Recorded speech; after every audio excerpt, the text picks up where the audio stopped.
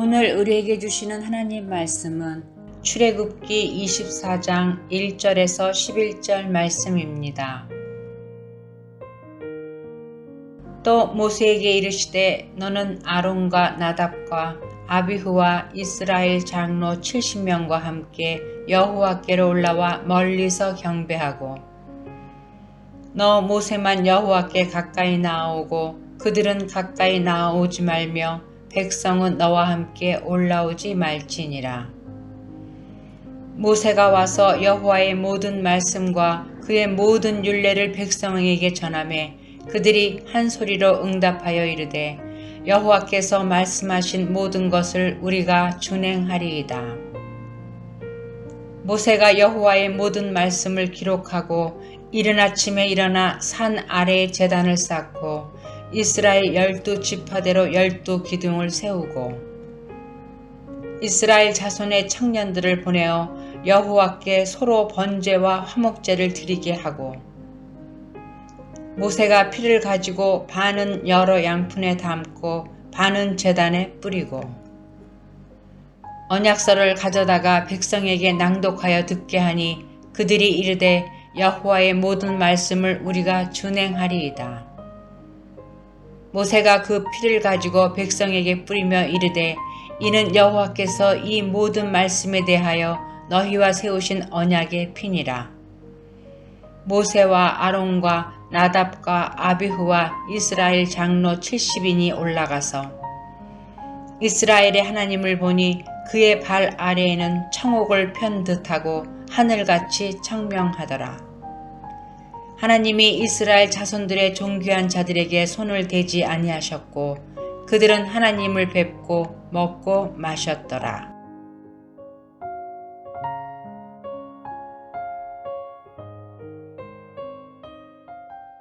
거룩한 주일에 주 앞에 나와 예배하신 여러분 모두에게 하나님의 은혜와 사랑이 함께 하시기를 예수님의 이름으로 축원합니다. 이스라엘 백성은 출애굽을 한 이후에 3개월 동안 광야길을 걷다가 하나님의 산이라 일컬어지는 시내산에 도착합니다. 이곳 시내산에서 이스라엘은 하나님의 백성으로서의 정체성이 만들어지게 됩니다. 학자들은 이스라엘이 하나님의 백성으로서의 DNA가 만들어진 곳이 바로 시내산이었다라고 말합니다. 도대체 시내산에서 무엇을 받았길래 이스라엘 백성이 하나님의 백성으로서의 DNA, 정체성을 얻게 되었는가? 두 가지였습니다. 첫째는 예배 예식을 받았고 두 번째로 말씀을 받았습니다. 오늘 본문의 첫 절인 출애굽기 24장 1절과 2절을 보겠습니다. 또 모세에게 이르시되 너는 아론과 나답과 아비후와 이스라엘 장로 70명과 함께 여호와께로 올라와 멀리서 경배하고 너 모세만 여호와께 가까이 나아오고 그들은 가까이 나아오지 말며 백성은 너와 함께 올라오지 말지니라. 이 장면을 보면 산 아래에는 백성들이 있고 산 중턱에는 이스라엘의 지도자들이 서 있습니다. 그리고 모세 혼자만 산 정상에 서 있는 것을 보게 됩니다.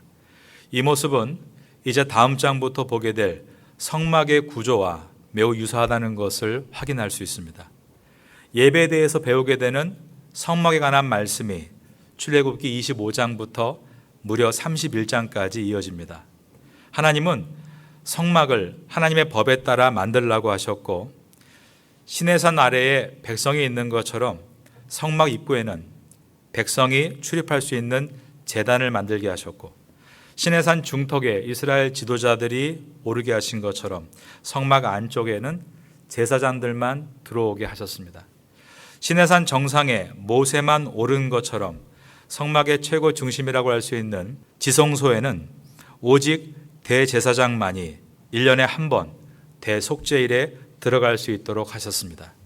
이것은 하나님께 나아가는 예배가 그 의미에 있어서 매우 깊다는 것을 설명하고 있고 우리가 예배에 대해서 배워야 한다는 것을 보여주고 있습니다.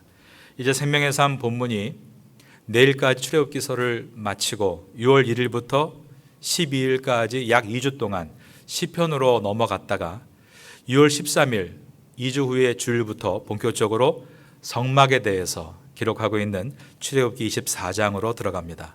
성막을 배우면서 하나님께 예배를 드리는 것에 대한 깊은 의미들을 우리가 배우게 될 것입니다.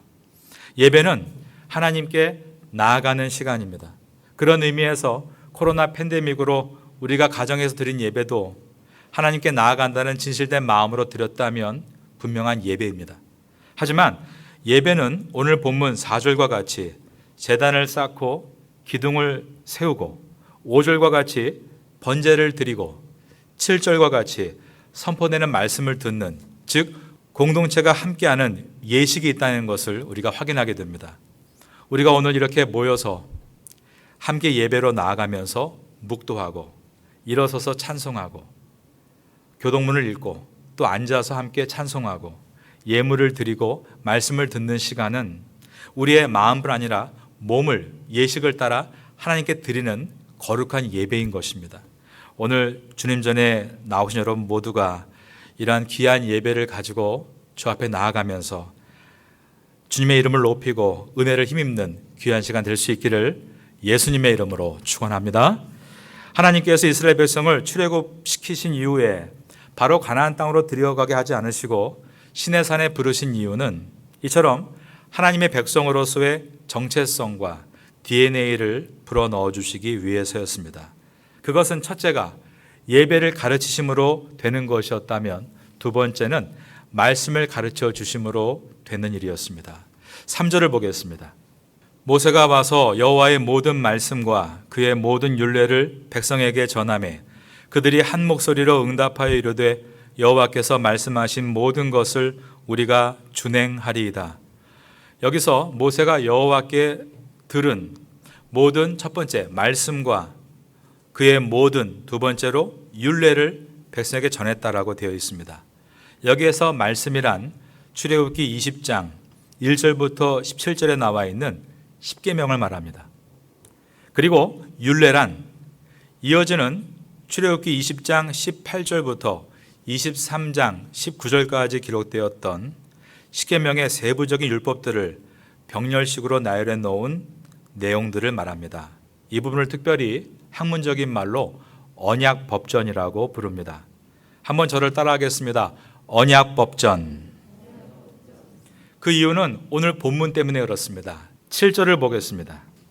언약서를 가져다가 백성에게 낭독하여 듣게 하니 그들이 이르되 여호와의 모든 말씀을 우리가 준행하리이다. 하나님께서는 모세를 통해 하나님의 모든 말씀, 즉 십계명과 모든 율례, 즉 십계명을 풀어놓은 하나하나를 세부적으로 병렬식으로 연결한 내용들을 가르치셨습니다. 그리고 나서 이 말씀대로 따르겠느냐라고 물으신 것입니다. 이때 이스라엘 백성들은 그 말씀대로 따르겠다라고 대답을 했습니다. 이것은 하나님과 이스라엘 백성 간에 언약을 체결하겠다는 고백이었습니다. 여러분, 우리의 하나님은 언약의 하나님이시다라고 부르죠. 성경은 하나님의 언약, 즉 약속이 기록되어 있는 책입니다. 그래서 구약 성경을 Old Testament, 옛 언약이라고 부르고 신약을 New Testament, 새 언약이라고 부릅니다. 하나님은 사람과 언약하시기 전에 먼저 그 내용을 미리 말씀하십니다. 우리가 성경을 배우는 이유는 하나님께서 어떠한 언약을 하셨는가를 알기 위해서입니다. 무조건 교회 나와서 예수님 믿으면 내가 원하는 대로 다 소원이 이루어진다. 그것은 기독교의 정신이 아닙니다. 하나님의 약속이 들어있는 성경을 배우고 먼저는 하나님께서 무엇이라 말씀하셨는가를 알아야 하는 것입니다. 그리고 그것을 다 듣고 나서 아멘, 제가 그 약속을 믿겠습니다 라고 할 때 주님은 우리와 언약을 체결하십니다. 이러한 내용을 가장 선명하게 보여주고 있는 예가 창세기 15장에서 하나님이 아브라함과 언약하신 이야기입니다. 하나님은 아브라함에게 언약식을 체결하시겠다라고 하셨습니다. 그리고 하나님을 위해서 3년 된 암소와 3년 된 숫양과 3년 된 암염소 그리고 비둘기와 집비둘기 새끼를 가지고 나오라고 하셨습니다. 이 짐승들의 중간을 다 쪼개어 놓고 새들은 쪼개지 말라라고 하시며 세부적인 사항까지 말씀하셨습니다. 그리고 깊은 밤이 임했을 때 하나님께서 아브라함에게 언약의 내용을 하나하나 설명하기 시작하십니다. 하나님은 아브라함에게 내 자손은 이방에서 계기되어 그들을 섬길 것이라고 하셨습니다. 그 기간은 400년으로서 이방 사람이 너희의 자손을 괴롭힐 것이라고 하셨습니다. 그러나 하나님은 그 나라를 심판하시고 너희 자손들은 빅터, 승리자가 돼서 큰 재물을 이끌고 나오게 될 것이라고 하셨습니다. 내 자손이 가나안 땅에 들어가게 될 때 대수만으로는 4대 만에 들어가게 될 것이다라고 하셨습니다. 마지막 계약을 하기에 앞서 마치 계약서를 하나하나 꼼꼼하게 읽어주시듯 하나님은 약속의 내용을 다 읽어주시고 나서 아브라함과 함께 언약식을 체결하기를 원하셨습니다. 고대 근동의 언약식은 잘려진 짐승 사이를 언약을 체결하는 당사자 A와 B가 함께 걸어 지나가는 것으로 완성됩니다. 이것은 약속을 쌍방이 목숨을 걸고 지키겠다라는 다짐으로써 만일 누가 이 언약을 지키지 않을 경우 몸이 쪼개지는 것처럼 벌을 받게 될 것이라는 엄한 경고였습니다. 오늘 본문에 보면 마찬가지로 이스라엘 백성이 하나님과 약속을 체결하는 언약식을 준비합니다. 4절과 5절을 보겠습니다. 모세가 여호와의 모든 말씀을 기록하고 이른 아침에 일어나 산 아래에 제단을 쌓고 이스라엘 12지파대로 12기둥을 세우고 이스라엘 자손의 청년들을 보내어 여호와께 소로 번제와 화목제를 드리게 하고 그리고 창세기에서 하나님이 아브라함과 언약을 체결하시기에 앞서서 그 내용을 하나하나 읽어주신 것처럼 이스라엘 백성에게도 다시 한번 읽어주십니다. 바로 그 내용이 7절입니다. 7절에 보면 언약서를 가져다가 백성에게 낭독하여 듣게 하니 그리고 그 내용을 다 듣고 나서 이스라엘 백성은 그 언약대로 다 준행하겠다라고 말합니다. 그들이 이르되 여호와의 모든 말씀을 우리가 그 다음 절을 따라하겠습니다. 준행하리이다. 그러므로 하나님과 이스라엘 간의 언약이 체결되게 되는데 하나님께서 아브라함과 언약식을 체결하실 때 쪼갠 고기 사이를 지나가게 하신 것과 같이 모세는 희생된 제물의 피를 백성에게 뿌리고 반은 제단에 뿌리면서 이 언약식이 생명을 두고 맹세하는 엄한 예식이고 만약에 언약을 위반했을 때는 생명을 잃게 될 것이라는 엄한 경고를 했습니다. 8절의 말씀입니다. 모세가 그 피를 가지고 백성에게 뿌리며 이르되 이는 여호와께서 이 모든 말씀에 대하여 너희와 세우신 언약의 피니라. 바로 이것이 하나님의 언약, 즉 약속입니다. 하나님은 우리에게 수많은 복을 약속하셨습니다. 은혜의 복, 평강의 복, 회복의 복, 기쁨의 복, 어려운 고난에서도 승리하는 복을 말입니다. 어느 누구도 너를 막을 수 없다. 너는 결코 빅팀, 패배자가 아니라 빅터, 승리자가 될 것이다. 왜냐하면 내가 너와 함께하기 때문이다 라고 약속하셨습니다. 그런데 하나님의 약속은 쌍방간의 의무가 들어있다는 것입니다. 하나님께서 이러이러한 축복을 주시겠다라고 약속하시고 그 의무를 다하실 때 우리 또한 이러한 축복을 얻기 위해 해야 할 의무가 있다는 것입니다. 이것이 바로 십계명이고 십계명을 자세하게 풀어놓은 언약 법전인 것입니다. 너는 나 외에는 다른 신을 내게 있게 말지니라. 십계명의 첫 번째 계명입니다. 너를 위해서 새긴 우상을 만들지 말며 그것들에게 절하지 말라. 이것에 대해서 언약 법전에서 세세하게 설명해 주셨습니다. 우리는 그 내용을 가지고 하나님의 뜻을 분명하게 이해할 수 있고 적용할 수 있습니다. 하지만 그렇게 말씀을 받았음에도 여전히 말씀 앞에 서지 않는 사람들도 있습니다. 핸드폰 어플에 점치는 앱을 깔고 오늘의 운세를 깔고 그것을 들여다보며 하루를 열어가는 사람들이 있습니다. 돈이 우상이 되고 자녀가 우상이 돼서 매일 그 우상만 묵상하는 사람들도 있습니다. 자신과 하나님과 맺은 언약을 파괴하는 일인 것입니다. 간음하지 말라 10계명의 제7계명입니다. 이것에 대해서 언약법전을 통해 세세하게 가르쳐 주셨습니다. 우리는 그 말씀을 통해 하나님의 뜻을 분명히 이해할 수 있고, 비록 그 말씀을 다 읽지 못했다 할지라도 우리의 양심을 통해 옳고 그른 것을 분별할 수 있습니다. 그럼에도 불구하고 불건전한 이성 관계에 들어있고 음란한 영상이나 음란한 생각들로 내 마음을 더럽히고 있다는 것은 예수님을 통해 하나님과 맺은 거룩한 언약을 파괴하는 행위인 것입니다. 10계명의 제8계명이 도둑질하지 말라입니다. 이것에 대해서 출애굽기서는 언약 법전을 통해 판례법을 가지고, 즉 이렇게 할 시에는 이렇게 하라라는 법을 통해서 탐심의 가능성을 완전히 뿌리 뽑고 결코 도둑이 되지 않도록 자신을 제어하라라고 말씀하셨습니다. 그런데 자기의 나태함으로 시간을 잘 지키지 않음으로 인해서 상대방의 시간을 도둑질하는 행위, 자신의 부정확함으로 타인의 물질에 손실을 끼치는 행위, 공적인 돈을 사적인 돈으로 남용하는 행위, 공적인 물건을 사적인 물건으로 쓰는 행위, 숫자를 위조해서 자신의 이득을 챙기는 행위, 이러한 행위는 하나님과 맺은 성결한 언약식을 파괴하는 행위인 것입니다.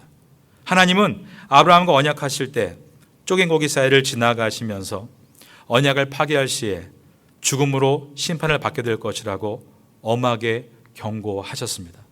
오늘 본문에서는 하나님은 이스라엘과 언약식을 거행하시면서 피를 제단에 뿌리고 또한 그들의 옷에 뿌리면서 그 언약을 어길 시에는 마찬가지로 죽음의 심판을 얻게 될 것이라고 엄하게 경고하신 것입니다. 여러분, 하지만 우리가 알고 있는 대로 아브라함이 창세기 15장에서 하나님과 언약 체결식을 할 때 그때 이름은 아직 아브라함이었고, 그는 그 이후에도 별로 신통한 신실한 삶을 살지는 못했습니다. 이스라엘 백성도 오늘 이렇게 준행하리이다 라고 말했으나 결국 그들은 언약을 지키지 않았고, 어떤 세대에는 아예 그 언약을 모두 잃어버리고 발밑에 두듯이 죄악된 삶을 살기도 했습니다. 그런데 이 언약식에는 하나님의 깊은 사랑이 담겨 있습니다. 하나님께서 아브라함과 언약을 맺으실 때 쪼갠 고기 사이로 하나님과 아브라함 양편이 지나가야 되는데 하나님은 아브라함에게 지나가지 말라고 하시고 하나님만이 불이 되셔서 그 사이를 지나가셨습니다. 그 이유가 무엇이었겠습니까?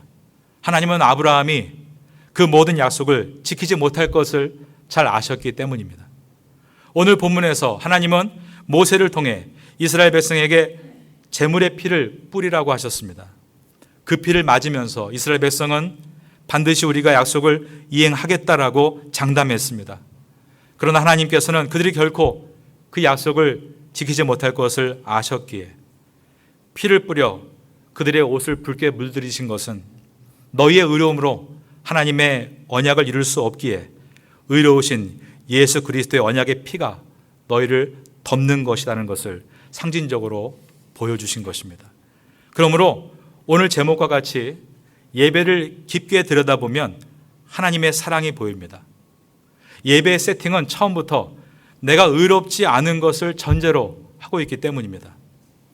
내가 한 주일 동안 바르게 의롭게 살아서 이렇게 예배의 자리에 올 수 있다가 아닙니다.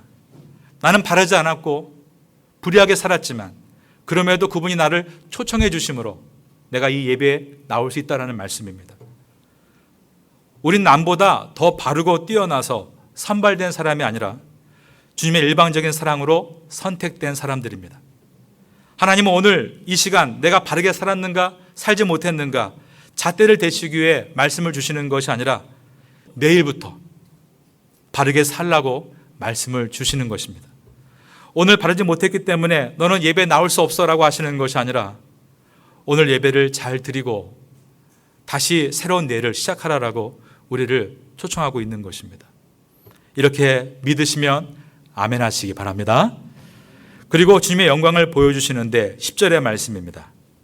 이스라엘이 하나님을 보니 그의 발 아래는 청옥을 편듯하고 하늘같이 청명하더라. 하나님은 영이신 분이시기 때문에 그 형상이 없으십니다. 이 표현은 하나님의 영광을 말하고 있는 것입니다. 청옥을 편듯하고 하늘같이 청명하더라. 하나님의 고귀한 성품을 이렇게 표현했습니다. 저는 주일에 일찍 와서 설교를 마무리하고 본당에 한 20분 전에 들어와서 먼저 이 앞에 무릎을 꿇거나 앉아서 기도하다가 하늘을 봅니다. 일부 예배 때 하늘이 얼마나 청명하던지 참 감사하고도 기뻤습니다. 저는 지금 뒤를 볼 수 없지만 지금도 하늘이 청명한가요? 여러분, 우리가 하나님과 함께하고 그 임재 속에 있으면 이러한 천명한 하늘 속에서도 주님의 영광을 경험할 수 있는 것입니다. 오늘 여러분 이 자리에서 그 영광을 만날 수 있게 되기를 주님의 이름으로 축원합니다. 성도는 하나님의 영광을 경험할 때 다시 소망을 얻을 수 있고 꿈을 꿀 수 있고 기쁨을 회복할 수 있는 것입니다. 11절을 보겠습니다. 하나님이 이스라엘 자손들의 존귀한 자들에게 손을 대지 아니하셨고 그들은 하나님을 뵙고 먹고 마셨더라. 고대 근동에서 서로 언약식을 체결한 후에 그 다음 하는 일이 함께 식사를 하는 일이었습니다. 이것은 서로 간의 회복과 화합을 상징하는 일이었습니다. 그리고 식사 후에는 서로 돌아가면서 서로를 믿고 확신하며 그 자리를 뜨는 것이었습니다.